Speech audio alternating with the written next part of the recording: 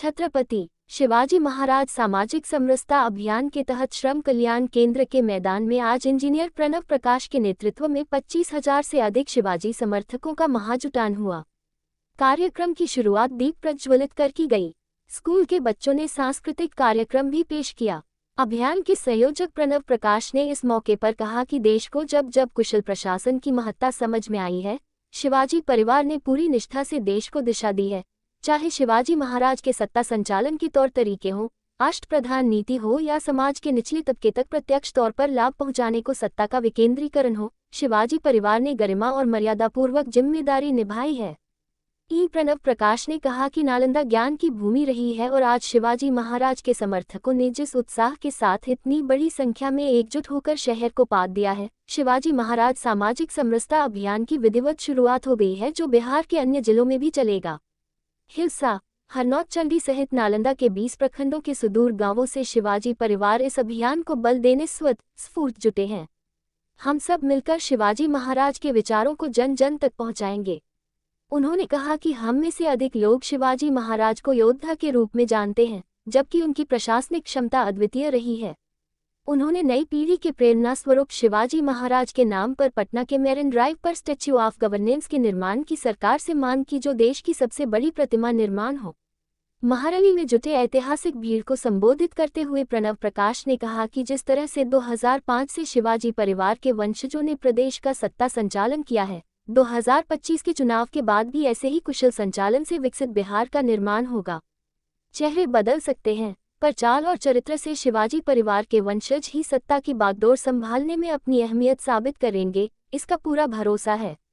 महारैली की खासियत ये रही कि 1994 के बाद पहली बार इतनी बड़ी संख्या में कुर्मी समाज नीतीश कुमार के गढ़ नालंदा में छत्रपति शिवाजी महाराज सामाजिक समरसता अभियान के बैनर तले एकजुट हुआ। कार्यक्रम की अध्यक्षता कामेश्वर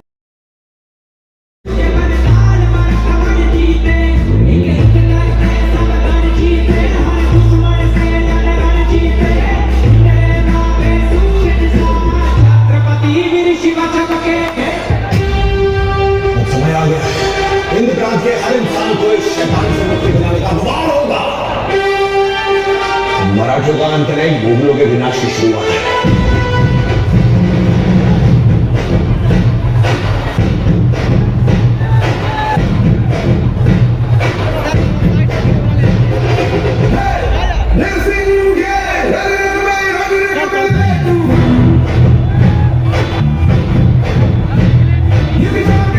कि हमारी युवा महिला बहनों ने भी बहुत ज़्यादा योगदान दिया। दिन रात वो हम लोगों के कार्यक्रम के लिए गली गली घूमी, हर प्रयास किया, तो महिलाओं ने भी कंधे से कंधे मिलाकर काम किया।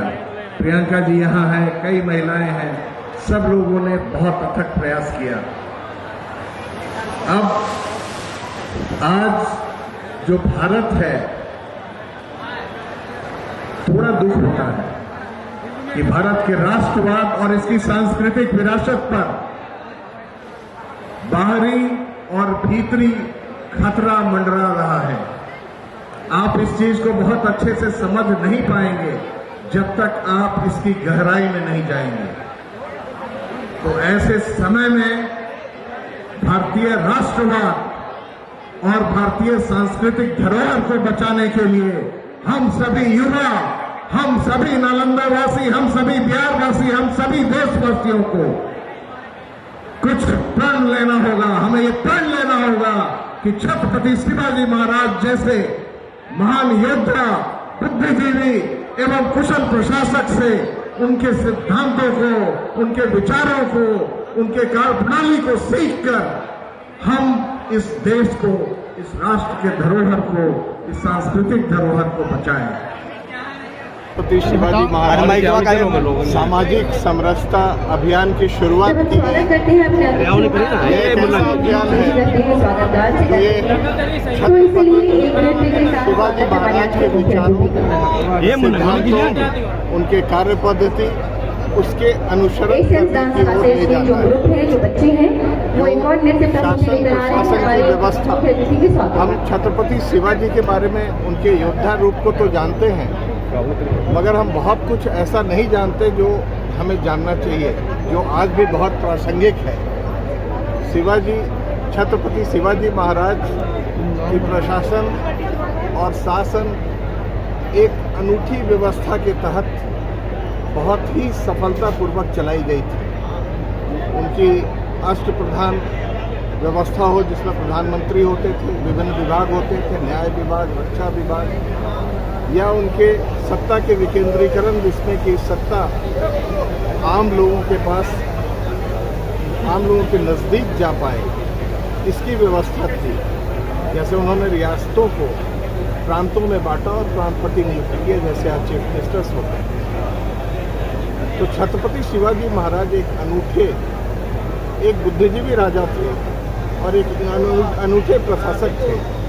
अब छत्रपति शिवाजी महाराज को छोड़े, उनके जो बाद की पीढ़ियां हैं, उनके जो पूर्वज हैं, उन्होंने भी कई नई राह दिखाई इस देश को। साहू जी, जो हमारे संभाजी महाराज थे, छत्रपति शिवाजी के पुत्र, उन्होंने सबसे पहले जल वितरण प्रणाली विकसित की। साथ में आज जो आयुष्मान भारत योजना है, ये 1680 में संभाजी महाराज ने लागू की थी। उस समय मुफ्त की दवा एवं स्वास्थ्य सुविधाएं दी गई थी, जिसे हम आज बहुत मुश्किल से नई सरकार जो हमारी है कर्मठ, अगर बाइट हो गया आप सभी से आग्रह है लागू कर कृपया मंच खाली कर लीजिए। आगे तरफ से सभी लोग अब कृपया मंच खाली कर लीजिए। मैं बार-बार रिक्वेस्ट कर रहा हूँ सभी से, जिसका कार्यक्रम रुका हुआ है इसी वजह से नृत्य प्रारंभ होगा, उसके बाद आगे का फर्दर कार्यक्रम होगा। यह कार्यक्रम मानस के होते हैं जो बहुत ही विचारमान होते हैं, उसके युवाओं और वरिष्ठ लोगों ने बैठकर ये निर्णय लिया कि हमें इस तरह के एक अभियान चलाने की आवश्यकता है, जिससे सामाजिक समरसता तो बहाल हो ही, यह राजनीति और सामाजिक समरसता की ओर एक बड़ा कदम हो, प्रशासन की बेहतर व्यवस्था की ओर एक कदम हो। इन्हीं उद्देश्यों के साथ हम लोगों ने यह अभियान शुरू किया। चलिए ठीक, 2025